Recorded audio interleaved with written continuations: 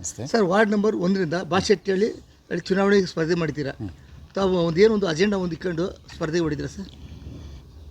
ಬಾಶೆಟ್ಟಹಳ್ಳಿ ಪಟ್ಟಣ panchayat ward number 1 ರಘುನಾಥಪುರ ಗ್ರಾಮ. ರಘುನಾಥಪುರ ಗ್ರಾಮದ ಸರ್ವತೋಮುಖ ಅಭಿವೃದ್ಧಿಗೆ ನಾನು ಈ ಒಂದು ನಮ್ಮ ಧರ್ಮಪತ್ನಿಯವರನ್ನು ಈಗ ಚುನಾವಣೆಗೆ ಸ್ಪರ್ಧಿಸೋದಕ್ಕೆ ಒಂದು ಆಕಾಂಕ್ಷಿಗಳು ತುಂಬ ಇದ್ದರು. ಸ್ಪರ್ಧಿಸಬೇಕು ಅಂತಂದ ಅವ್ರಿಗೆ ಒಂದು ಚುನಾವಣೆಯಲ್ಲಿ ಸ್ಪರ್ಧೆ ಮಾಡುವ ಅವಕಾಶ ಸಿಕ್ಕಿದೆ. ಆ ಅವಕಾಶನ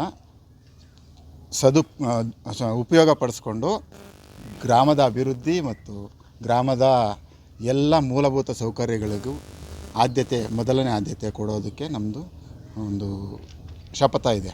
ಹಾಗೂ ಊರಿನ ಈ ಖಾತೆಗಳು ಮಾಡಿಸೋದಿರ್ಬೋದು, ಹಾಗೂ ಬಡವರಿಗೆ ನಿವೇಶನಗಳ ಹಂಚಿಕೆ ಇರ್ಬೋದು, ಅದರಲ್ಲಿ ಮೊದಲು ಯಾರು ಬಡವರಿದ್ದಾರೆ ಅಂಥವ್ರನ್ನ ಗುರುತಿಸಿ ಅವ್ರಿಗೆ ಒಂದು ನಿವೇಶನಗಳು ಕೊಡಿಸೋವಂಥ ಪ್ರಯತ್ನಗಳು ಮಾಡಬೇಕು ಅನ್ನೋದು ಮುಂದಿನ ದಿನಗಳಲ್ಲಿ ತುಂಬ ಕನಸ್ಕೊಂಡಿದ್ದೀವಿ.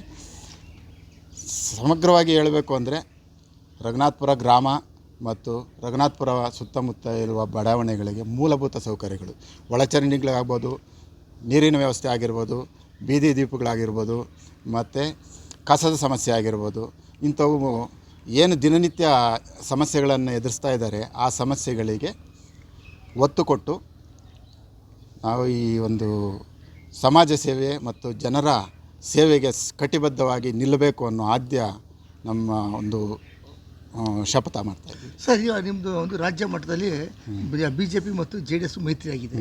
ಬಟ್ ನಿಮ್ಮ ಪಟ್ಟಣ ಪಂಚಾಯತ್ ಇದೆಲ್ಲ ಒಂದು ಮೈತ್ರಿ ಮುರಿದು ಬಿದ್ದಿದೆಯಲ್ಲ ಹೇಗೆ ಸರ್? ಅದು ಮುಖಂಡರು ಏನು ತೀರ್ಮಾನ ತಗೊಂಡಿದ್ದಾರೋ ಅದಕ್ಕೆ ಮಾತ್ರ ನಾವು ಬದ್ಧವಾಗಿರ್ತೀವಿ.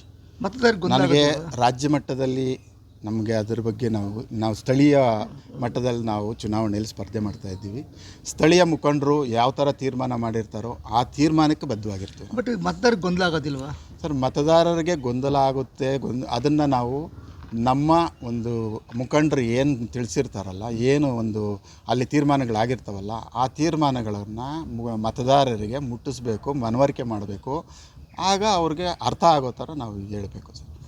ಒಟ್ಟಾರೆ ಒಂದು ಇಲ್ಲಿ ತಿಳಿಯಲಿ ಗೆಲ್ಲೋದಕ್ಕೆ ಮತ್ತು ಮೈತ್ರಿಕೂಟ ಪಕ್ಷ ಹಿಡಿಯೋದಕ್ಕೆ ಪ್ರಯತ್ನ ಪಡ್ತಾ ಇದ್ದೀರಾ ಸರ್? ಇದು ನಾವು ನಮಗೇನು ಚುನಾವಣೆಗೆ ಸ್ಪರ್ಧೆ ಮಾಡಬೇಕು ಅಂತ ಗ್ರಾಮದ BJP ಮುಖಂಡರು ಎಲ್ಲರೂ ನಮ್ಮನ್ನು ಕೇಳಿದಾಗ ನಾನು ಅವ್ರ ಹತ್ರ ಹೇಳಿದೆ, ನಿಮ್ಮೆಲ್ಲರ ಒಂದು ಸಪೋರ್ಟ್ ಇದ್ದರೆ, ನಿಮ್ಮೆಲ್ಲರ ಒಂದು ಬೆಂಬಲ ಇದ್ದು, ಹಿರಿಯರು ನಮ್ಮ ರಾಜಣ್ಣನವರು, ಆಮೇಲೆ ಗಾರೆ ಮುನ್ರಾಜ್ ಅವರು, ಪ್ರಕಾಶ್ ಅವರು, ಮತ್ತು ಚೆನ್ನಪ್ಪನವರು, ಮತ್ತು ನಮ್ಮ ನಾಗರಾಜ್ ಅವರು, ಎಲ್ಲ BJP ಕಾರ್ಯಕರ್ತರು ನಮಗೆ ಒಂದು ಟಿಕೆಟ್ ಕೊಡಿಸೋದ್ರಲ್ಲಿ, ಆಮೇಲೆ ಬೆಂಬಲಕ್ಕೆ ನಿಲ್ತೀವಿ ಅಂತ ನಮಗೆ ಭರವಸೆ ಕೊಟ್ಟಿರೋದ್ರಿಂದ ನಾವು ಅವರ ಬೆಂಬಲದಿಂದ ಮತ್ತು ಮತದಾರರ ಆಶೀರ್ವಾದದಿಂದ ಈ ಒಂದು ಸ್ಪರ್ಧೆಗೆ ಮುಂದೆ ಬಂದು ಸ್ಪರ್ಧೆ ಮಾಡಿ ಜನರ ಸೇವೆ ಮಾಡಬೇಕು. ಇದಕ್ಕೆ ಮುಂಚೆನೂ ನಾವು ಜನರ ಸೇವೆಯಲ್ಲಿ ನಿರತರಾಗಿದ್ದೇವೆ. ಈಗೂ ಸಹ ಹೆಚ್ಚಿನ ನಮಗೆ ಬಲ ತುಂಬಬೇಕು. ಈ ಹೆಚ್ಚಿನ ಬಲ ತುಂಬಿ ನಮ್ಮನ್ನು ಆಯ್ಕೆ ಮಾಡಿದ ಪಕ್ಷದಲ್ಲಿ ನಾವು 24 ಗಂಟೆನೂ ಜನರ ಸೇವೆಗೆ ನಾವು ಕಟಿಬದ್ಧವಾಗಿರ್ತೀವಿ. Thank you sir. ನಮಸ್ತೆ ಮೇಡಮ್. ತಾವು ಒಂದು ಮಹಿಳಾ ಅಭ್ಯರ್ಥಿಗೆ ಸ್ಪರ್ಧೆ ಇದ್ದೀರಾ. ಮಹಿಳೆಯರ ಬಗ್ಗೆ ಏನೊಂದು ಯೋಜನೆ ಇದೆ ಮೇಡಮ್? ಏನಂದರೆ ಅವ್ರಿಗೆ ಒಳಚರಂಡಿದು ಪ್ರಾಬ್ಲಮ್ ಇದೆ, ಕಸದ್ದು, ನೀರಿಂದು ಇವೆಲ್ಲ ಸಮಸ್ಯೆ ಇದೆ. ಅದರಿಂದ ಅವರು ಯಾವಾಗೂ ಹೇಳೋರು ಈ ಥರ ಇರಬೇಕು, ಈ ಥರ ಮಾಡಬೇಕು ಅಂತ ಹೇಳೋದಕ್ಕೆ ನಾವು ಸಹಾಯ ಮಾಡೋಣ ಅಂತ ನಮ್ಮ ಯಜಮಾನರು ಇದು ಮಾಡಿದ್ದಾರೆ ಮೇಡಮ್. ನಿಮ್ಮ ವಾರ್ಡಲ್ಲಿ ಬಹುತೇಕ ಕೈಗಾರಿಕೆ ಪ್ರದೇಶ ಬರುತ್ತೆ. ಇಲ್ಲಿ ಮಹಿಳೆಯರಿಗೆ ಉದ್ಯೋಗಕ್ಕೆ ಏನಾದರೂ ಒಂದು ಒತ್ತಾಸೆ ಆಗ್ತೀರಾ ಮೇಡಮ್? ಇದು ಸರ್ ಮಾಡಿಕೊಡೋಣ ಅವ್ರಿಗೆ, ಬಂದರೆ ಮಾಡಿಕೊಡ್ತೀವಿ. ಸೊ ಮಹಿಳಾ ಸ್ವಾವಲಂಬಿಗೆ ಏನಾದರೂ ಒಂದು ಯೋಜನೆ ಇದೆಯಾ? ಅದೇ ಇವಾಗ ಇವರೆಲ್ಲ ಇದು ಮಾಡಿದ್ದಾರಲ್ವ, ಮಾಡಿಕೊಡ್ತೀವಿ. ಸಹಾಯ ಮಾಡಲೇಬೇಕಲ್ವ. ಈಗ ಬಂದಮೇಲೆ ಪಾಪ ಎಷ್ಟೊಂದು ಬಡವರು ಎಲ್ಲ ಇದ್ದಾರಲ್ವ, ಅವ್ರು ಅದೇ ಹೇಳೋದು ಯಾವಾಗೂ ಸಮಸ್ಯೆಗಳಿದೆ, ಅದನ್ನು ನಾವು ಇದು ಮಾಡಬೇಕು ಅಂತಲೇ ಹೇಳೋದು.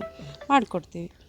ಒಟ್ಟಿಗೆ ಅವ್ರ ಬಡವ್ರಿಗೆ ಏನಿದೆ ಸದಾ ನಿಜವಾಗ್ಲೂ 24 ಅವರ್ಸು ಮಾಡಿಕೊಡ್ತೀವಿ ನಾವು. ಈ ಕೆರೆಗೆ ಎಲ್ಲ ತ್ಯಾಜ್ಯ ಹೋಗ್ತಾ ಇದೆ. ಅದ್ರ ಬಗ್ಗೆ ನೀವು ಮುಂದಿನ ಕ್ರಮ ಏನು ಮಾಡ್ಬೋದು? ಕೆರೆಗೆ ತ್ಯಾಜ್ಯ ಹೋಗದಿದ್ದಂಗೆ, ಕೆರೆ ನೀರು ಶುದ್ಧವಾಗಿರಬೇಕು. ಕೆರೆಗೆ ತ್ಯಾಜ್ಯ ಹೋಗದಿದ್ದಂಗೆ ಅದಕ್ಕೆ ಏನು ಪಂಚಾಯತಿ, ಪಟ್ಟಣ ಪಂಚಾಯತಿಯಿಂದ ಇರ್ಬೋದು, ಆ ಒಂದು ಯಾವ ಇಲಾಖೆ ಬರುತ್ತೆ ಆ ಇಲಾಖೆ ಗಮನಕ್ಕೆ ತಂದು ನಾವು ಅದಕ್ಕೆ ಮೊದಲ ಆದ್ಯತೆ ಕೊಡ್ತೀವಿ. ಯಾಕೆಂದರೆ ಜನರ ಆರೋಗ್ಯಕ್ಕೆ ತುಂಬ ಒತ್ತು ಕೊಡ್ತೀವಿ. ಕೆರೆಯಲ್ಲಿ ಕಲುಷಿತ ಆಗೋದಕ್ಕೆ ನಾವು ಬಿಡಲ್ಲ. ನಾವು ಅಧಿಕಾರಕ್ಕೆ ಬಂದರೆ, ನಾವು ಗೆದ್ದು ಈ ಗ್ರಾಮದ ಪ್ರತಿನಿಧಿಯಾಗಿ ನಾನು ಬಂದಿದ್ದೆ ಪಕ್ಷದಲ್ಲಿ, ನಾನು ಮೊದಲು ಅದಕ್ಕೆ ಒತ್ತು ಕೊಡ್ತೀನಿ. ಸರ್ ಈಗ 2 ವರ್ಷದಿಂದ ನಿಮ್ಮ ಮೇಲೆ ಇದ್ದಾರೆ, ನಿಮ್ಮ ಕೈಯಲ್ಲೇ ಇತ್ತು, ಯಾಕೆ ಮಾಡಲಿಲ್ಲ ಸರ್? ಸರ್ ಮಾಡ್ತಾನೆ ಇದ್ದಾರೆ ಸರ್. MLA ಅವರು ಯಾವುದೂ ಈ ಥರ ಮಾಡಿಲ್ಲ ಅನ್ನೋದಿಲ್ಲ. ಪ್ರತಿ ಒಂದು ಕೆಲಸನೂ ಒಂದು ಹಳ್ಳಿನಲ್ಲಿ ಒಂದು ಸಣ್ಣ ಸಮಸ್ಯೆನೂ ಸಹ ಅವ್ರ ಗಮನಕ್ಕೆ ಬರ್ತಾನೆ ಇದೆ. ಅವರು ಅಷ್ಟು ನೆಟ್ವರ್ಕ್ ಇಟ್ಟಿದ್ದಾರೆ, ಅವ್ರು ಮಾಡ್ತಾ ಇದ್ದಾರೆ ಸರ್. ನೀವು ಒಂದು ಮಾತು ಕೇಳ್ಬರ್ತಾ ಇದೆ, ನಿಮ್ಮ ವಿರೋಧಿಗಳು ಹೇಳ್ತಾರೆ ಅವ್ರು ನಮ್ಮ ಲೋಕಲ್ನವರೆಲ್ಲ ಹೊರಗಡೆ ಅವ್ರು ಬಂದು ನಿಂತಿದ್ದಾರೆ ಅಂತಾರೆ, ಅದ್ರ ಬಗ್ಗೆ ಏನು ಹೇಳಿ ಸರ್? ಅದ್ರ ಬಗ್ಗೆ ನಾನು ಒಂದು ಸೂಕ್ಷ್ಮವಾದ ವಿಚಾರ ಹೇಳ್ತೀನಿ.